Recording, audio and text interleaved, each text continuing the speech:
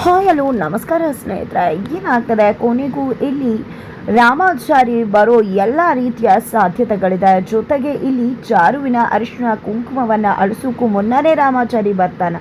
ಕಿಟ್ಟಿಯ ಸಾವಿನ ಸತ್ಯ ಎಲ್ಲರ ಮುಂದೆ ತೆರೆದುಕೊಳ್ಳುತ್ತಾ ಏನಾಯಿತು ಏನು ಕತೆ ಎಲ್ಲವನ್ನ ಕೂಡ ತಿಳ್ಕೋಬೇಕು ಅಂದರೆ ಈಗಲೇ ನಮ್ಮ ಈ ಚಾನಲ್ನ ಸಬ್ಸ್ಕ್ರೈಬ್ ಮಾಡಿ, ಹಾಗೆ ಒಂದು ವಿಡಿಯೋವನ್ನು ಪೂರ್ತಿಯಾಗಿ ನೋಡೋದನ್ನು ಯಾವುದೇ ಕಾರಣಕ್ಕೂ ಕೂಡ ಮರಿಬೇಡಿ.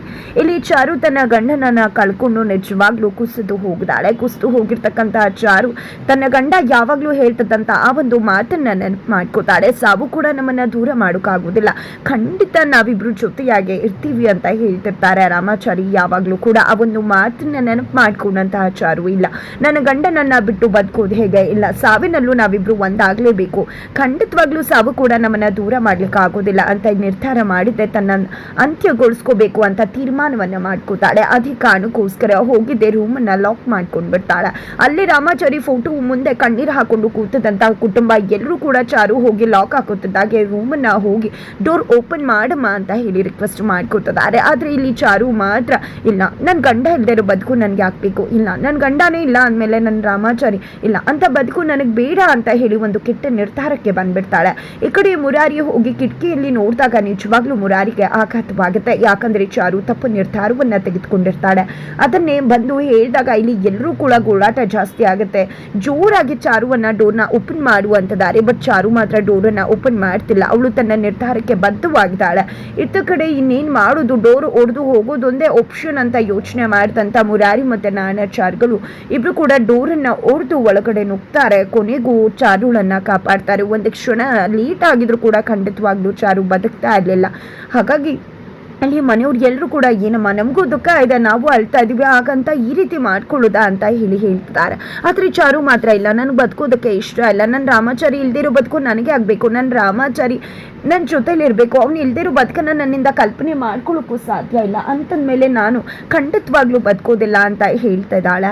ಇಲ್ಲ ನಿನ್ನ ಮಗು ಇದೆ, ರಾಮಾಚಾರಿ ಕುಡಿ ಇದೆ, ಅದಕ್ಕಾದ್ರೂ ಬದುಕಮ್ಮ ಅಂತ ಹೇಳ್ತಿದ್ರೆ ಇಲ್ಲ, ನನ್ನ ರಾಮಾಚಾರಿ ಮತ್ತು ನನ್ನ ಮಗು ನಾನು ಮೂವರು ಕೂಡ ಒಟ್ಟಿಗೆನೆ ಬದುಕಬೇಕು, ಈ ರೀತಿಯಾಗಿ ನನ್ನ ರಾಮಾಚಾರಿ ಬಿಟ್ಟು ನಾನಾಗಲಿ ನನ್ನ ಮಗು ಆಗಲಿ ಉಳಿಯೋದಿಲ್ಲ, ಖಂಡಿತ ಬೇಡ ನಮಗಂತ ಬದುಕು, ನಾನು ನನ್ನ ರಾಮಾಚಾರಿ ಬಳಿಗೆ ನಾನು ನನ್ನ ಮಗು ಹೋಗ್ಬಿಡ್ತೇವೆ ಅಂತ ಒಂದು ಮಾತನ್ನ ಹೇಳ್ಬಿಡ್ತಾಳೆ ಚಾರು. ಇದರಿಂದ ಮನೆಯವ್ರಿಗೆ ಆಘಾತ ಆಗತ್ತೆ. ಇಲ್ಲಿ ಸೆರಗುಡ್ಡಿ ಬೇಡ್ಕೊತಾರೆ, ಜಾನಕಿ ಅಮ್ಮ ಏನು ಮಾತಾಡ್ತಿದ್ಯಾ ಚಾರು, ದಯವಿಟ್ಟು ಇಂಥ ತಪ್ಪನ್ನೆಲ್ಲ ಮಾಡಬೇಡಮ್ಮ, ನನ್ನ ಮಗನ ಕಳ್ಕೊಂಡ್ಬಿಟ್ಟಿದ್ವಿ ಅಂಥದ್ರಲ್ಲಿ ಅವನ ಮಗುನೂ ಕೂಡ ಕಳ್ಕೊಳ್ಳೋಕೆ ಇಷ್ಟಪಡುವುದಿಲ್ಲ, ಅವನ ಮಗುನ ಈ ಒಂದು ಸೆರಗಕ್ಕೆ ಹಾಕಮ್ಮ ಅಂತ ರಿಕ್ವೆಸ್ಟ್ ಮಾಡ್ಕೋತಾರೆ. ಆ ಕಡೆ ನಾಣಚಾರ್ಗಳು ಕೂಡ ಏನಮ್ಮ ಮಾತಾಡ್ತಿದ್ಯಾ, ನಿನ್ನ ದುಃಖ ನಮ್ಗೆ ಅರ್ಥ ಆಗತ್ತಾ, ಈ ಒಂದು ವಯಸ್ಸಲ್ಲಿ ನನ್ನ ಮಗ ನಮ್ಮಿಂದ ದೂರ ಹೋಗ್ಬಿಟ್ಟಿದ್ದಾನೆ, ನಮಗೆ ಅಕ್ಕಿ ಕಾಳು ಹಾಕೋ ಬದಲು ನಾವು ಅವನಿಗೆ ಅಕ್ಕಿ ಕಾಳು ಹಾಕ್ಬಿಟ್ಟಿದ್ದೀವಿ, ಅಂಥದ್ರಲ್ಲಿ ನಮ್ಮ ಮಗನ ಕುಡಿ ನೀನು ಹೊಟ್ಟೆಲ್ ಬೆಳೀತಿದೆ, ಅದು ಇದೆ ಅನ್ನೋ ಒಂದು ನೆಮ್ಮದಿ ಆದರೂ ಇದೆ, ಅದನ್ನು ಕೂಡ ತೊಗೊಂಡ್ಬಿಡ್ತಿದ್ಯಲ್ಲ ತಾಯಿ, ದಯವಿಟ್ಟು ನಮಗೋಸ್ಕರ ಮಗುಗೋಸ್ಕರ ಜೀವಂತವಾಗಿರಮ್ಮ ಅಂತ ಹೇಳಿ ರಿಕ್ವೆಸ್ಟ್ ಮಾಡ್ಕೋತಿದ್ದಾರೆ ನಾಣಚಾರ್ಗಳು.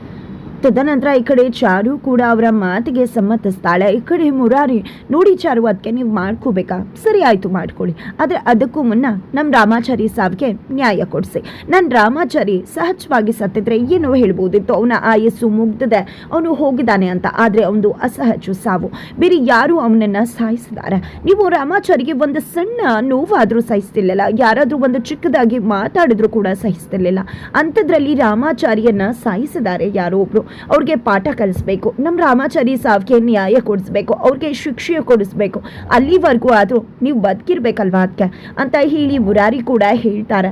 ಇದ್ರ ಜೊತೆಗೆ ಮಾನ್ಯತಾ ಕನಸು ಕಾಣ್ತಿರ್ತಾರೆ. ಅಷ್ಟರಲ್ಲಿ ಜೀಕೆ ಬಂದದೆ ಮಾನ್ಯತಾನ ಎಬ್ಬಿಸ್ಬಿಡ್ತಾರೆ. ಇದರಿಂದ ಮಾನ್ಯತಾ ಕೆಂಡಾಮಂಡಲ ಆಗ್ಬಿಡ್ತಾರೆ. ಏನು ಮಾಡ್ದೆ ನೀನು, ನನ್ನ ಮಗಳು ಇನ್ನೇನು ಹೊಸ್ಲು ದಾಟಿ ಮನೆ ಒಳಗಡೆ ಬರಬೇಕಿತ್ತು, ಅಷ್ಟರಲ್ಲಿ ನನ್ನ ಕನಸನ್ನ ಬಂದು ಹಾಳು ಮಾಡಿಬಿಟ್ಟಿಯಲ್ಲ ನೀನು ಅಂತ ಮಾನ್ಯತಾ ಬೈತಿದ್ದಾರೆ. ಏನು ಮೇಡಮ್ ನೀವು ಕನಸಲ್ಲಿ ನಿಮ್ಮ ಮಗಳು ಮನೆ ಹೊಸ್ಲು ದಾಟಿ ಒಳಗಡೆ ಬರ್ತಿಲ್ಲ, ನಿಜವಾಗ್ಲೂ ಬರ್ತಾಳ ಅಂತ ಯೋಚನೆ ಮಾಡಿ, ರಾಮಾಚಾರಿನ ಎಷ್ಟೆಲ್ಲ ಪ್ರೀತಿ ಮಾಡ್ತಿದ್ಲು ಚಾರು, ಅಂಥದ್ರಲ್ಲಿ ಚಾರು ರಾಮಾಚಾರಿ ಹೋದ ತಕ್ಷಣ ರಾಮಾಚಾರಿನ ಮರ್ತು ನಿಮ್ಮ ಮನೆಗೆ ಬಂದ್ಬಿಡ್ತಾಳ, ಖಂಡಿತ ಇಲ್ಲ. ಒಂದು ಕ್ಷಣ ಯೋಚನೆ ಮಾಡಿದ್ದೀರಾ, ರಾಮಾಚಾರಿನ ಪ್ರಾಣಕ್ಕೂ ಹೆಚ್ಚಾಗಿ ಪ್ರೀತಿ ಮಾಡ್ತಿದ್ದಂಥ ಚಾರು ಖಂಡಿತವಾಗ್ಲೂ ರಾಮಾಚಾರಿ ಹೋದ ಮೇಲೆ ಬದುಕ್ತಾಳೆ ಅಂತ ಅನ್ಕೊಂಡಿದ್ರ, ಹೆಚ್ಚು ಕಡಿಮೆ ಮಾಡ್ಕೊಂಡ್ಬಿಟ್ರೆ ಏನು ಮಾಡ್ತೀರಾ, ಅಂಥದ್ದಾಗೆ ಮಾನ್ಯತಾ ಕೋಪ ಎಲ್ಲಿರುತ್ತೋ ಆ ರೀತಿ ಆಗಬಾರ್ದು ಅಂತ ಜೆ ಕೆ ಕೆನಗ ಅಪ್ ಅಂತ ಹೇಳಿ ಬಾರಿಸೇ ಬಿಡ್ತಾರೆ. ಅತ್ತ ಕಡೆ ಇನ್ನೇನು ಮಾಡೋದು, ರುಕ್ಕು ಹತ್ರ ಹೋಗೋಣ ಅಂತ JK ರುಕ್ಕು ಹತ್ರ ಹೋಗ್ತಾರೆ. ಆ ಕಡೆ ರುಕ್ಕು ಅಂತೂ ಕಿಟ್ಟಿಗೆ ಹೇಗಾದರೂ ಮಾಡಿ ರಾಮಾಚಾರಿ ಸತ್ತಿರೋ ವಿಷಯ ಹೇಳಬೇಕು ಅಂದ್ಕೊಂಡಿದ್ದೆ. ಹೆವಿ ಡ್ರಾಮಾ ಮಾಡ್ತಾ ಕಿಟ್ಟಿ ನೀನು ಪಂಜಾಬ್ಗೆ ಹೋಗ್ಬಿಟ್ಟೆ, ಅದರ ನಡುವೆ ಇಲ್ಲಿ ಏನೇನೆಲ್ಲ ಆಯಿತು ಗೊತ್ತಾ, ರಾಮಾಚಾರಿ ಬಾಬಾ ನಮ್ಮನ್ನೆಲ್ಲ ಬಿಟ್ಟು ಹೋಗ್ಬಿಟ್ಟ ಕಿಟ್ಟಿ ಅಂತ ಹೇಳಿ ಕಣ್ಣೀರು ಹಾಕೊಂಡು ಮೆಸೇಜ್ ಮಾಡ್ತಿದ್ದಾರೆ. ಇದೆಲ್ಲಾನು ನೋಡಿದ್ದೆ, ಅಲ್ಲೂ ಒಂದು ರೀತಿ ಇಲ್ಲೂ ಒಂದು ರೀತಿ, ಆಹಾ ಎಂಥ ಮಹಾ ನಟಿಯರಪ್ಪ ಇವರೆಲ್ಲ ಅಂತ ಹೇಳಿ JK ಭಾವಿಸ್ತಿದ್ದಾರೆ. ತದನಂತರ ಇತ್ತ ಕಡೆ ಚಾರು ಮತ್ತು ಇಡೀ ಫ್ಯಾಮಿಲಿ ಎಲ್ರಿಗೂ ಕೂಡ ರಾಮಾಚಾರಿ ಬಿಟ್ಟು ಬದುಕೋದು ತುಂಬ ಕಷ್ಟ ಆಗ್ತದೆ. ರಾಮಾಚಾರಿ ಇಲ್ಲದೇ ಇರ್ತಕ್ಕಂಥ ದಿನಗಳನ್ನ ತಳ್ಳುವುದೇ ಕಷ್ಟ ಆಗ್ತದೆ. ಇತ್ತ ಕಡೆ ನಿಜವಾಗ್ಲೂ ಏನು ಮಾಡಬೇಕು ಅಂತ ತೋಚ್ತಾ ಇಲ್ಲ ಚಾರುಗೆ.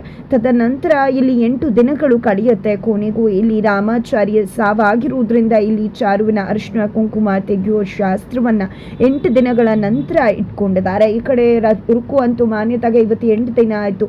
ಚಾರು ಅರಿಶಿನ ಕುಂಕುಮ ತೆಗಿತಾರೆ. ಅದನ್ನು ನಾನು ನೋಡಬೇಕು ಅಂತ ಹೇಳಿ ಹೊರಟು ಮನೆಗೆ ಬರ್ತದಾಳೆ. ಈ ಕಡೆ ಮನೇಲಿ ಎಲ್ಲರೂ ಕೂಡ ಜನಗಳು ಸೇರಿದ್ದಾರೆ. ಕೊನೆಗೂ ಇಲ್ಲಿ ಚಾರುನ ಅರಿಶಿನ ಕುಂಕುಮವನ್ನು ತೆಗೆಯೋದಕ್ಕೆ ಮುಂದೆ ಹಾಕ್ತಾ ಇದ್ರೆ ಅಕ್ಕಪಕ್ಕದವ್ರು ಎಲ್ಲರೂ ಕೂಡ ಇದ್ರ ಅವಶ್ಯಕತೆ ಇದೆಯಾ, ನಿಜವಾಗ್ಲೂ ಒಂದು ಹೆಣ್ಣು ಮಗಳಿಗೆ ಈ ಒಂದು ಅರಿಶಿನ ಕುಂಕುಮ ಅಂತಕ್ಕಂಥದ್ದು ಚಿಕ್ಕದ್ರಿಂದ ಹುಟ್ಟಿನಿಂದ ಬರ್ತಕ್ಕಂಥದ್ದು, ಇದನ್ನೆಲ್ಲ ಯಾಕೆ ತರಗಿಬೇಕು ಅಂತ ಪ್ರಶ್ನೆ ಮಾಡ್ತಿದ್ರೆ ಏನು ಮಾತಾಡ್ತಿದ್ರ, ಮುತ್ತೈದೆತನ ಅನ್ನೋದು ಗಂಡನಿಂದ ಬರುವುದಿಲ್ವಾ ಅಂತ ಹೇಳಿ ಅಲ್ಲಿ ಒಂದು ಹಿರಿಯ ಅಜ್ಜಿ ಕೂತಿರ್ತಾರೆ. ಅವರು ಹೇಳಿದಾಗ ಮುತ್ತೈದೆತನ ಏನು ಗಂಡನಿಂದ ಬರ್ಬೋದು, ಆಗ ಮಾಂಗಲ್ಯ ಮತ್ತು ಕಾಲುಂಗ್ರ ಅಷ್ಟೇ ತೆಗಿಬೇಕಲ್ವಾ, ಅರಿಶಿನ ಕುಂಕುಮ ಹೂವನ್ನೆಲ್ಲ ಯಾಕೆ ತೆಗಿಬೇಕು, ಬೇಡ ನಮ್ಗೆ ಯಾಕೋ ಇದು ಒಪ್ಪಿಗೆ ಆಗ್ತಿಲ್ಲ ಅಂತ ಹೇಳ್ತಾರೆ. ಈ ಕಡೆ ರುಕ್ಕು ಏನಿದು ಇವರೆಲ್ಲ ನನ್ನ ಪ್ಲಾನನ್ನು ಉಲ್ಟಾ ಮಾಡೋ ಹಾಗಿದಾರಲ್ಲ ಅಂತ ಪರಿಭಾವಿಸಿದ್ದೆ.